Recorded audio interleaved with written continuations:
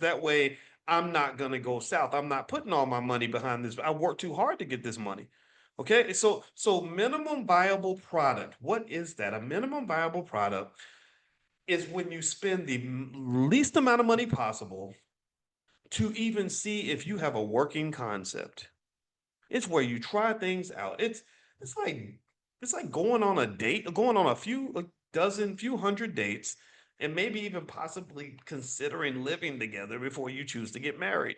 In business, people are getting married after knowing each other for 2 hours. They meet somebody at a conference and they start an LLC together and they're putting all their money into it and then things go bad or these unforeseen things pop up. Because remember, when it comes to risk, remember, I see risk from a scientific standpoint. I studied risk extensively.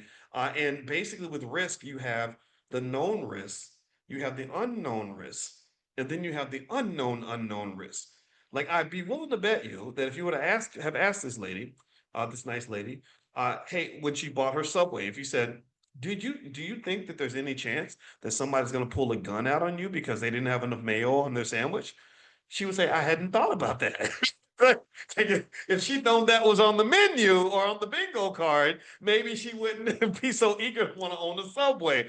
But an experienced Subway owner could do that, right? So maybe hiring someone like that as a consultant in the beginning could help you make sure you're clear about what you're in for. The other thing too is we tend to undervalue our own labor. We don't understand that if you have that business that ain't making no damn money and you're in there working 10, 12 hours a day. Remember in the beginning, she said, I thought I could be an absentee owner and I realized I couldn't. So basically, she just worked herself out of slavery. She just quit one job and got another one, except this one's a harder working job that probably paid less money after the expenses.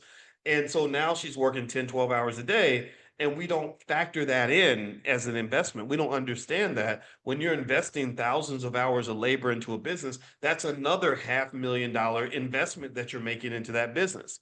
And there are plenty of things you can do. You got a quarter million in cash, $500,000 worth of labor. There's so many other things you could do that would probably cause you less headaches and have a greater likelihood of success and not send you into a deep depression, which is really that's something that that's your mental health is something money can't buy. That's more valuable than a paycheck. Okay. So be really careful when you start building that wealth and you get a little bit of extra money, because what'll happen is you start attracting people that want you to invest in things. And what they do is they try to create scenarios where it's heads we win, tails you lose. They do this to athletes. This is why a lot of athletes go broke. Everybody knows you sign that 10, 20, $30 million contract. So people come to you with these business deals. And these are inexperienced people who don't know anything about running this type of business. So when the business fails, you lose money. They don't really lose anything. Why? Well, because you never required them to put skin in the game. One rule that I have for anybody that wants me to invest in anything is first thing I ask is, well, how much have you invested? And what how many years have you been working on this? How much time have you put into this and how much money have you put into this? And do you have a minimum viable product? Can you show me proof of concept that this is going to work? Because I got stuff that's already working. You're presenting an idea that's just an idea right now.